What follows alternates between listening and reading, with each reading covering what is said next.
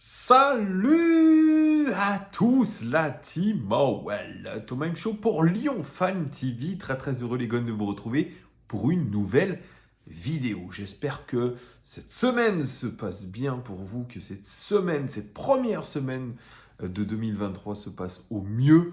En tout cas mieux que celle de nos joueurs de l'Olympique Lyonnais parce que eux ont très mal commencé l'année. Le 1er janvier s'est soldé par une défaite. On était ensemble et on est toujours aussi dégoûtés, les amis. N'hésitez pas, avant toute chose, abonnez-vous pour ceux qui ne le sont pas. C'est très important pour que les vidéos se recommandent mieux dans l'algorithme YouTube. N'hésitez pas à mettre un petit pouce aussi et n'hésitez pas à commenter ces vidéos. Ça fait toujours plaisir, les amis. Alors, un petit peu d'actualité, parce qu'il y en a, les amis, de l'actualité. Il y a eu la conférence de presse d'avant-match de Lyon face à Metz. Ce sera de la Coupe de France.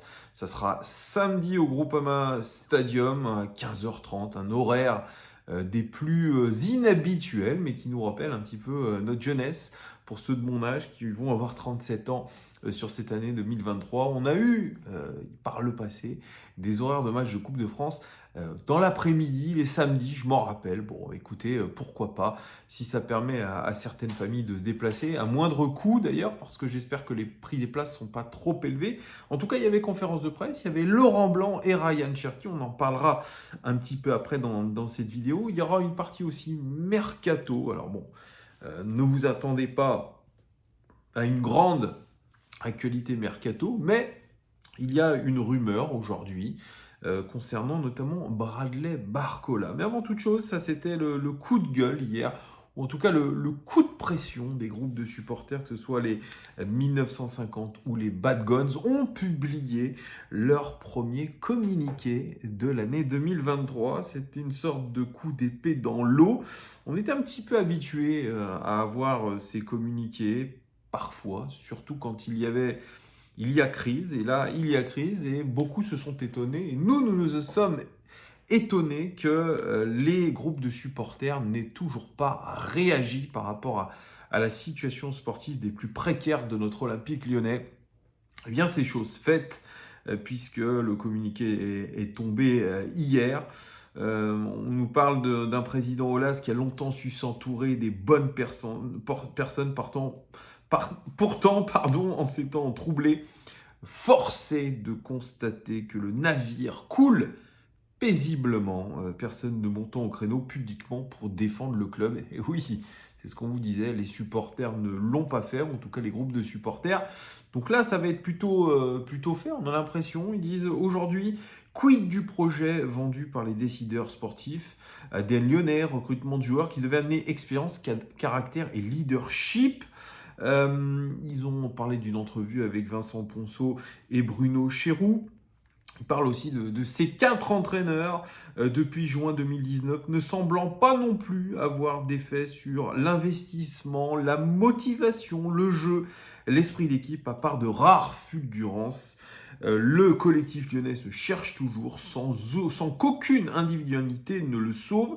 Pourtant, les conditions sont, paraît-il, optimum. Donc, il parle des conditions d'entraînement, de salaire notamment. L'OL est un grand club, sauf sur le terrain où évolue une équipe du milieu de tableau de Ligue 1. Voilà ce qu'ils disent. Ils disent à l'exception de quelques-uns qui répondent aux attentes d'un club supposé jouer les premiers rôles, nous avons droit à un défilé de mecs suffisants, sans caractère, sans âme et qui se complaisent dans la médiocrité entre deux prises de parole pour expliquer qu'ils ont compris, qu'ils ont parlé et qu'ils ont beaucoup appris.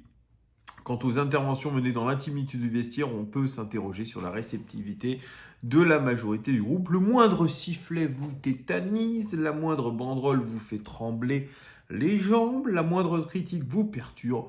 Lyon est une ville qui donne faim, disait le regretté Paul Bocuse. Alors, ayez la dalle ou allez manger ailleurs. C'est au moins dit. Alors bon, ils disent évidemment que toutes les initiatives qui avaient été prévues, communiqués, banderoles, grève temporaire, ça n'a eu aucun effet significatif. Ils ne feront pas de boycott, les groupes de supporters. Par contre, et parce que le déclin de l'Olympique Lyonnais ne peut durer plus longtemps, nous agirons différemment en ciblant les personnes que nous considérons comme étant responsables de cette situation. Voilà, le ton est donné. Alors, bon, dans un premier temps, j'ai vu encore un énième communiqué, un coup d'épée dans l'eau. Un truc un petit peu gentillet, les termes sont dits, mais on n'ose pas réellement rentrer dans le lard. Alors, est-ce que c'est la bonne solution? Il n'y a pas d'appel à l'insurrection. Par contre, vous l'avez entendu et lu, il y aura des actions précises contre certaines personnes. Est-ce que ce seront Jean-Michel Aulas, Vincent Ponceau et Bruno Chéroux? Est-ce que eux vont avoir droit à certains coups de pression? Est-ce que ça va viser certains joueurs en particulier? On n'en sait pas encore plus. En tout cas, ils sont décidés quand même à faire quelque chose, à ne pas laisser le club couler parce qu'on s'interrogeait. Que faisaient-ils ces groupes de supporters ces derniers temps? Nous, on sonne un petit peu la révolte derrière nos écrans. C'est peut-être pas assez. En tout cas, c'est des prises de position, des prises de parole. Nous sommes extrêmement inquiets.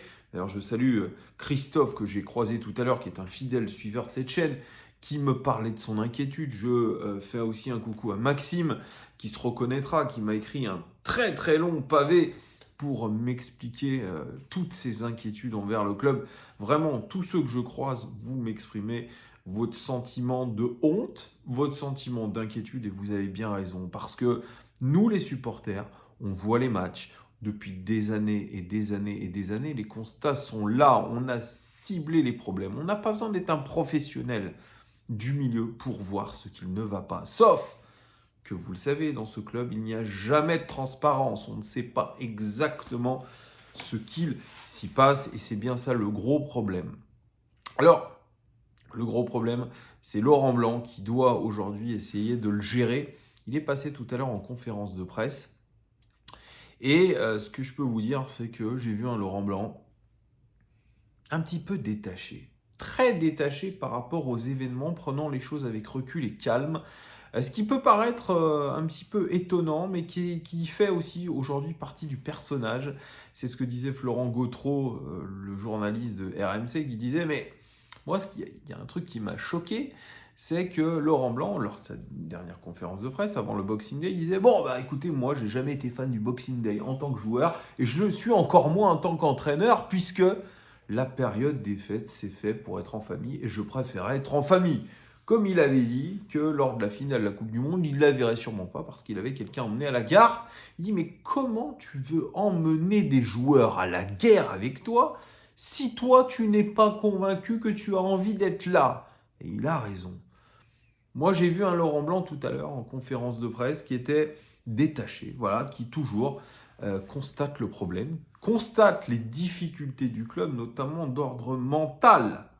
Mental et physique, mais le physique influe sur le mental parce qu'il regrette, il déplore surtout le nombre de blessés. Il y a 5 blessés et il déplore la blessure notamment de Corentin Tolisso, qui pourtant est un exemple d'hygiène de vie selon lui, mais il y a quelque chose qui ne va pas dans la tête, dans le mental, même plus globalement dans le mental des joueurs. Il a dit, le jour où on découvrira ce qu'il se cache derrière tout ça, on aura avancé. Donc il parle limite d'une chose un petit peu mystique en termes mentaux qu'il n'arrive pas aujourd'hui à déceler. Ces blessures mentales qui influent sur les blessures physiques, parce qu'il a dit, c'est vrai, ça peut être de la malchance, mais ça peut être aussi de l'incompétence. Et là, il y a une petite bribe déjà d'autocritique, parce que beaucoup de blessures, pour des joueurs qui n'ont pas beaucoup joué, qui sont partis un mois, je dirais en stage, qui ont refait leurs conditions physiques, qui est aujourd'hui des blessures avec un match par semaine, ce n'est pas possible, c'est inadmissible carrément. Donc une part de malchance, une part aussi peut-être d'incompétence comme il le dit, peut-être de mauvaise préparation physique, c'est ça aussi. En tout cas, il le dit, il y a des choses qui ne vont pas. Il y a des joueurs probablement qui ne sont plus dans le projet olympique lyonnais. Il a dit, je leur ai fait confiance une fois. ils ont, entre guillemets, trahi ma confiance, on peut penser à ceux qui sont rentrés en jeu contre Clermont, eh bien, je ne m'y reprendrai pas 2 fois. Cependant, il en est conscient aussi, 90% de l'effectif actuel jouera les 6 prochains mois, jouera la deuxième partie de saison.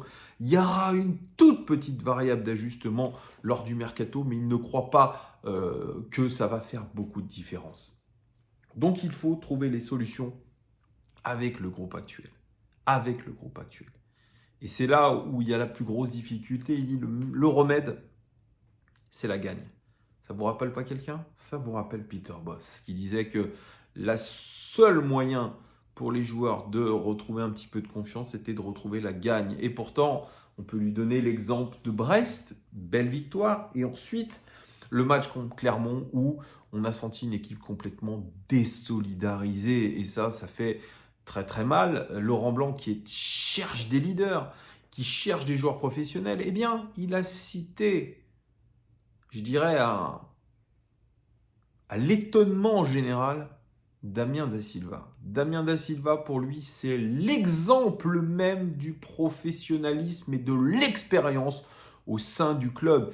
Il loue la qualité de Damien Da Silva. Il loue les performances sportives de Damien Da Silva ces derniers temps. Il a dit, si nous avions on avait 11 joueurs comme Damien Da Silva, cela irait mieux. C'est un leader et pourtant, bon, effectivement, il fait ce qu'il peut, Damien Da Silva, mais on est tous unanimes pour dire que footballistiquement, c'est pas dingue, mais il a ce côté où il se donne à fond, ou peut-être qu'il essaye de fédérer les autres. En tout cas, il a très bonne presse auprès de Laurent Blanc et du staff. Il va être obligé de s'appuyer sur des joueurs comme ça. Il n'est pas fan des jeunes Laurent Blanc, ou en tout cas, pas dans la situation actuelle. Ça rappelle quelqu'un, ben oui, Peter Bosz, qui disait exactement la même chose. Quand vous êtes dos au mur, quand vous êtes en crise, vous devez compter sur vos joueurs expérimentés. Donc, on voit aujourd'hui à l'heure actuelle que Laurent Blanc, il ne fait pas mieux que Peter Bosz. Et c'est là où c'est un petit peu désastreux. Et je suis un petit peu d'accord aussi avec ce qui est dit par les groupes de supporters.